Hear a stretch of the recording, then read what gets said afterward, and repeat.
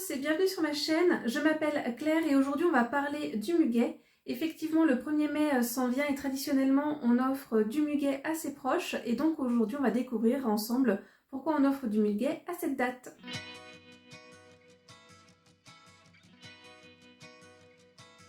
Pour commencer, le 1er mai est une date symbolique depuis longtemps. En effet, dans l'Antiquité, le 1er mai était la date à laquelle la navigation reprenait, où les marins repartaient en mer, car le temps était à ce moment-là plus favorable et donc moins dangereux. Donc là, je vais essentiellement parler de ce qui se passe en Europe et on peut croire à tort que la mer Méditerranée est une mer paisible, mais pas du tout, hein. En plein hiver, la mer Méditerranée est une mer dangereuse où les vents peuvent être violents.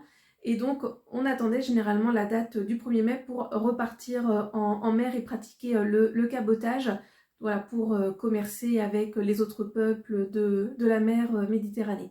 Sinon, chez les Celtes, le 1er mai était également une date importante puisque pour les Celtes, le 1er mai correspondait au premier jour de l'année et donc on célébrait cette journée. Et pour célébrer cette journée, on utilisait déjà le muguet dans les différentes cérémonies. Et il n'y avait aucun problème pour utiliser du muguet puisque le muguet était déjà très répandu dans les bois européens.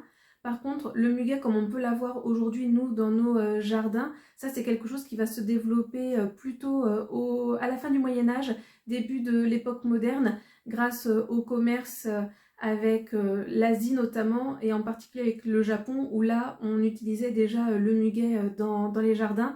Mais avant ça, le muguet, on le trouvait exclusivement dans les forêts, dans les bois au moment de la saison, hein, bien évidemment. D'ailleurs, en parlant du Moyen-Âge, au Moyen-Âge, le mois de mai correspond au mois des fiançailles qu'on appelait à ce moment-là accordailles.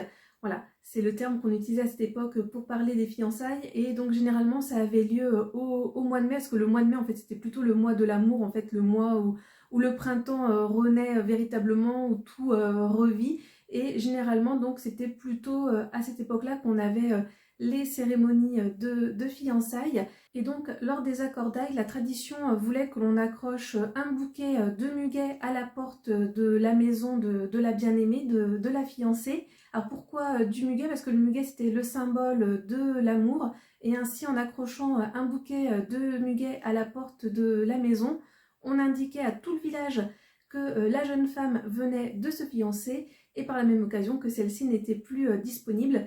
Et donc ça ne servait à rien que des jeunes prétendants viennent lui faire la cour puisque elle allait se marier au courant de l'année.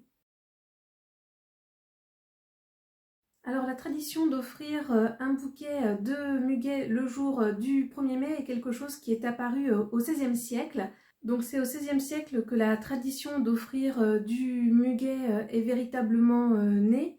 Donc tout d'abord il faut savoir que le jour de l'amour ce n'est pas à cette époque à la Saint-Valentin, mais c'est au 1er mai. C'est véritablement le 1er mai qui est la journée des amoureux, le jour de l'amour pour les hommes, parce que pour les oiseaux, c'est au moment de la Chandeleur.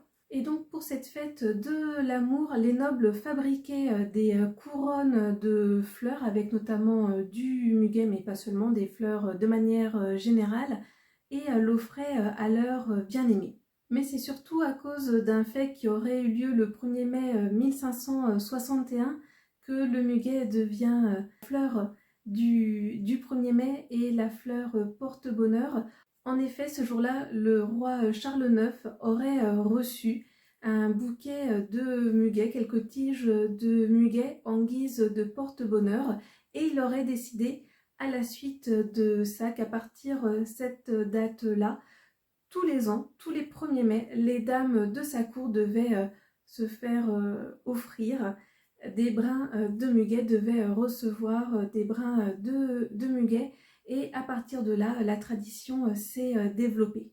Mais ça va être véritablement au début du XXe siècle que le muguet va devenir la fleur symbole du 1er mai et la fleur aussi de la chance, la fleur du bonheur également, voilà. Tout ça combiné à la fois porte-bonheur et à la fois pour rendre heureux, hein. Ça a double sens, un porte-bonheur, effectivement, apporter la chance, mais aussi rendre les gens heureux.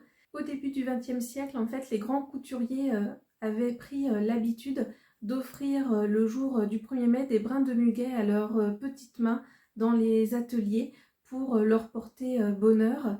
Et en fait, cette pratique d'offrir un brin de muguet aux travailleurs va inspirer en fait la population ouvrière, et la communauté ouvrière va décider en fait de remplacer la fleur d'églantiller, il me semble, si je fais une erreur, je vous l'indiquerai, par le brin de muguet, et ce en fait en 1976. Et c'est à partir de là que le 1er mai, jour de la fête du travail également, on arbore un brin de muguet. Et à ce moment-là, le brin de muguet du 1er mai s'est marié d'une certaine façon au 1er mai, fête du travail. Donc pour pouvoir être chanceux grâce à ces brins de muguet, déjà il faut qu'ils nous soient offerts par des personnes qui nous apprécient vraiment, et il faut qu'il y ait 3 brins de muguet avec à chaque fois 13 clochettes pour qu'on ait de la chance toute l'année. Donc voilà pour cette vidéo autour du 1er mai et du muguet. Donc si jamais cette année vous recevez ou si vous offrez du muguet et que celui-ci n'est pas du muguet de bois, mais du muguet cultivé, il y a de fortes chances que ce soit du muguet nantais, puisqu'actuellement vous avez 80% de la production du muguet qui est réalisée donc, dans la région nantaise, et pour les 20% restants, c'est du muguet qui est produit donc soit dans la région bordelaise ou dans le Var. Donc voilà pour le petit point géographie. D'ailleurs, je n'ai pas encore fait de vidéo, on va dire, géographique sur ma chaîne. Si cela vous tente, n'hésitez pas à me le dire dans les commentaires. N'hésitez pas à me dire si vous allez aller dans les bois chercher du muguet pour l'offrir ensuite à vos proches, aux personnes que vous appréciez. Et sinon, moi, comme d'habitude, je vous souhaite de passer une bonne journée, une bonne soirée ou une bonne nuit. Et n'oubliez pas, ayez confiance en vous et faites preuve de curiosité dans la vie. Allez, à plus! Attention, mesdames et messieurs, c'est important. Ça va commencer. Nous vous demandons évidemment d'être indulgents. Le spectacle n'est pas bien rodé, laissez-moi encore quelques congés. Il ne pourra que s'améliorer au fil du temps.